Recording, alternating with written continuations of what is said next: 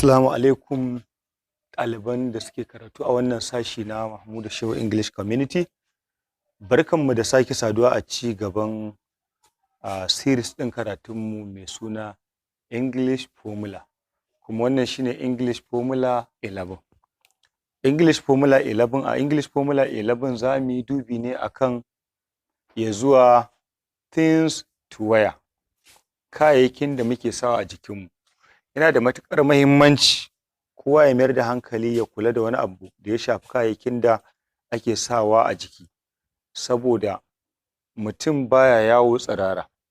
To kayayyakin da ake sanyawa a jiki mutum zai iya bada oda ya siyo su, ko kuma ya je wani wuri ya taya su inda ba a jin turanci, ba a jin yarensu sai dai turanci. Kuma in ba a manta ba, waɗannan English Formula ɗin da mun yi su ne da tsarin da za su ba mutum kayan aikin karɓar saƙo da turanci ko isar da saƙo da turanci. To yau things to wear, a ƙarƙashin things to wear za mu yi dubi ne akan mafi yawancin abubuwan da za a samu, yadda ake kiran sunayen kayayyakin da muke sawa a jikinmu. Mafi yawancinsu duk da dai ba mu ƙare ba, amma mun kawo mafi yawanci waɗanda za su ɗan taimaka wa mutum ya saurin iya amfani da kalmomin turanci domin ya faɗi haƙiƙanin me yake so ya faɗa da turanci. Kuma kamar yadda muka saba a wannan karon ma mun sanya hoto, ko kuma in ce hotuna waɗanda suke ɗauke da wato ainihin abubuwan da muke amfani da su da kuma sunayensu a rubuce a jiki. Amma idan ka samu matsalar ku kasa karantawa da kanku, ba fassara su zan ba, hoton ne zai ba ku fassarar kalmomin da muke amfani da su, ba ni zan fassara su ba. Hoton da za ku kalla ne zai ba su fassara. Idan mutum bai duba aiki ba, yana zuwa daga mun zo practical a cikin aji, za mu gane bai duba aikin ba. Duk kalma ɗaya da muka faɗa a nan akwai ta a cikin hoton.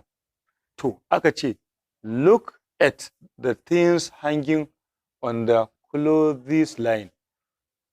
Ku yi dubi, ku kalli the things, kayayyakin da hanging, da suke rataye on the clothes lines, akan igiyoyin shanya.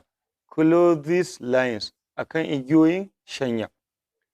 Choose something to wear on a cold day and something to wear on a hot day.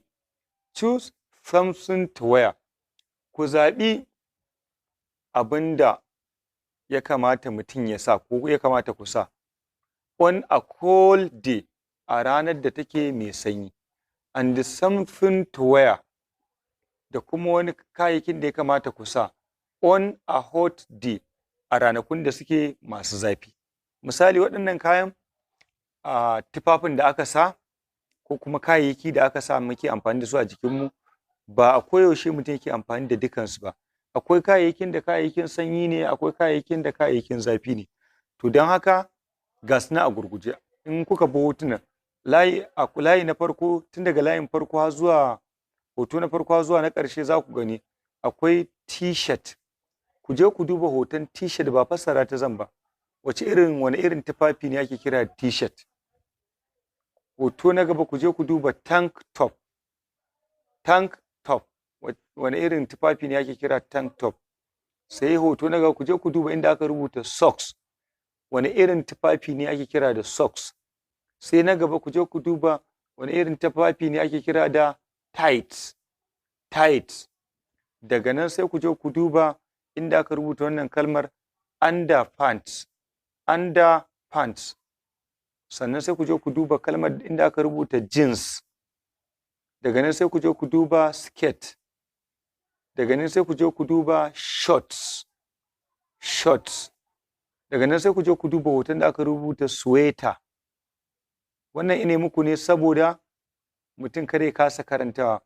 To amma kuna duba hoton kuka ga inda aka rubuta sweater, to wannan hoton sweater, ita wannan tufafin, ita ake nufi da sweater.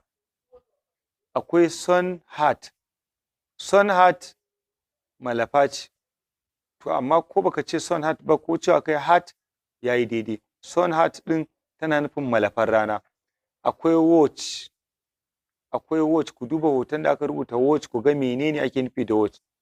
Akwai slippers, slippers ɗaya daga cikin nau'ikan takalma ne, ku je ku duba wani irin nau'in takalma ne ake kiransu da slippers. Akwai boots, shi ma boots wani irin nau'in takalma ne, amma sai ku bambance wani irin nau'in takalma ne da ake kiransu da boots. Akwai gloves, ku je ku duba wani irin nau'in tufafi ne ake kira da gloves. Akwai woolen hat, woolen hat, ku je ku duba wani irin tufafi ne ake kira da woolen hat. Akwai scarf, akwai scarf, sai ku duba shi ma menene ake nufi da scarf, hoton zai fa ku fassara me ake nufi. Akwai sneakers, akwai sneakers, za ku ga shi kuma wani irin nau'in takalmi ne da ake kira sneakers. Akwai shoes, akwai shoes, shi ma nau'in takalmi ne da ake kira shoes. Akwai dress, akwai dress, sai ku duba wani irin tufafi ne ake kira da dress, hoton zai ba ku fassarar me ake nufi. Iya fassarar da kuka samu ita ce abin da ake nufi. Akwai pants, akwai pants, shi ma hoton zai ba ku fassarar me ake nufi da pants.